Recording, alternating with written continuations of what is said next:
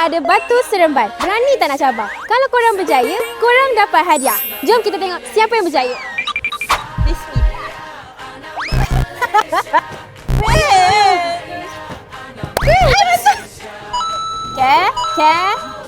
Banyak. Betul apa ya?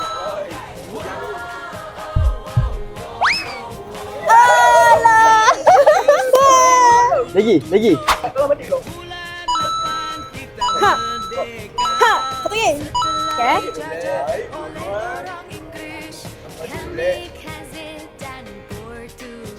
Wow. Thank you. Yay. Okay, sebab awak berjaya main Batu Seremban, Ya. kita akan bagi awak menang hadiah kasut XTS secara percuma. Yeay. Selamat Hari Merdeka.